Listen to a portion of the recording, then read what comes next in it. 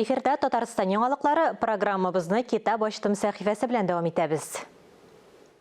Исәнмесез. Республикабызда төрле катлам укучылар өчен китаплар басылып тора. Алар белән сезне мин Ләлә Зайнуллина таныштырам. Татар халкы элек-электән тырыш, һөнәрле булган. Гырыф-гадәтләрне саклауда айруча авыл кешеләре тугрылыклы. Һәр төбәк үзенең балта осталары белән дан тоткан. Һөнәрчеләр агачка бизәкләр төшергәндә матурлыкка омтылышын, хыялын, эстетик зауыгында сала. Татарстан китап нәшриятендә иҗатның әлеге төрен тирәнтен яктырткан Идел буе татарларында агач кисү сәнгате китабы чыкты. Китап авторы Галимҗан Ибрахимов исемендәге Тел, әдәбият һәм сәнгать институты фәнни хезмәткәре Людмила Шкляева. Китап сәнгать белгечләре, этнографлар, тарихчы педагоглар киң даирә укучылар өчен тәкъдим ителә. Сау сәнгатеннән башланган шундый фәнни хезмәтебез чыкты. Аның авторы сәнгать белгече Людмила Михайловна Шкляева, ул Галимҗан Ибрахимов исемендәге институтның фәнни хезмәткәре. Күп еллар дәвамында фәнни экспедицияларда Татарстан районнары буенча да һәм Татарстан читтәге татарлар яши торган районнарда, авылларда йөреп, шушы материалны туплап, әлеге китапны яза ул. Бу китапка бик күп төрле фотографиялар, авылларның күренешләре кергән.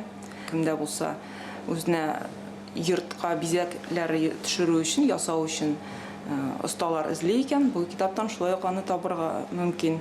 Авылның үзенә хас ниндидер бизәкләре булган, бер авылдагы бизәкләр башка авылдагы бизәкләр белән хәтта охшамаган булырга да мөмкин. Татарлар бит яраталар бизәкле, ачык төсләр белән ясалган шундый матур йортларда яшәргә. Туган телебезнең матурлыгы һәм байлыгы бихисап. Балаларыбызда ана теленә мәхәббәт тәрбияләү безнең бурыч. Ул кызларыбыз белән буш вакытны файдалы һәм күңелле итеп уздырырга теләүчеләргә Зилә Хөснетдинованың Баш ваткычлар уеннар китабы файдалы ярдәмлек. Әлеге басмада яңа туган сабыйлардан алып 10 яшькә кадәрле балалар өчен төрле уеннар һәм логик мәсьәләләр тәкъдим ителә. Кече яшьтәге балалар өчен булган уеннар әти-әниләр өчен киңәшләр белән баетылган.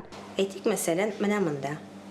3 яшькә кадәрге бүлек бу. Монда без хәтербезне яхшыртабыз, сөйләшергә өйрәнәбез, әти-әнинең биргән җавапларына, биргән сорауларына җаваплар бирәбез һәм рәсем ясыйбыз. Икенче бүлек ул безнең 3 яшьтән алып 6 яшькә кадәрге балалар өчен. Алар инде әлбәттә катлаулырак. 6 яшьтән 10 яшькә кадәрге балалар өчен монда без укый да белергә, монда без җөмләләрдә төзи белергә, мантыйкый фикерләргә дә, фикерли дә белергә тиеш. Улы кешене борчый торган монда бер сорау булырга мөмкин. Без моның җавапларын үзебездә белеп бетермәбез бит әле дигәнеме? Китапның битләренә рәхәтләнеп язарга була. Балалар язучысы, шагыйрь Абдуллалиш исемендәге әдәби премия лауреаты Җәүдәт Дәрзаман иҗаты кызыклы маҗараларга бай. Канатлы каһарман китабына кергән язмалар укучылар өчен дә мавыктыргыч булыр. Җәүдәт Дәрзаманның әлеге китабын ясаганда, каһарманны ясаганда безнең 2 рәссам эшләде дип әйтергә була. Аның берсе Лилия Гарифуллина, үзе яшь кенә кыз, үзе Японияләрдә нидер иҗади командировкаларда булып кайткан кыз. Ул инде әле китапка әз генә аниме рәсемнәр кертергә тырышты. Аның шул ягы үзенчәлекле. Инде Ольга Ярикова, ул инде үзебезнең ничектер менә классик дип әйтгәндә татар рәсемнәрен менә шунда кертергә тырышты. Шуңа күрә әлеге китап бик кызык, бер төрле генә түгел, һәм үзенә шул әйбер белән дә үзенә җәлеп итәчәк. Менә үзегез күреп торасыз, ул гадәттә шигъри озын шигырьләр язылганда, янында гадәттә булмый торган иде менә бу рәсемнәр, менә бу рәсемнәр баргач, ул минемчә шушы вакыйгаларны рәсемгә дә күчереп баргач, минемчә ул балалар өчен дә, өлкәннәр өчен дә укуы күпкә күңеллерәк. Аның вакыйгалары да әлбәттә кызыклы.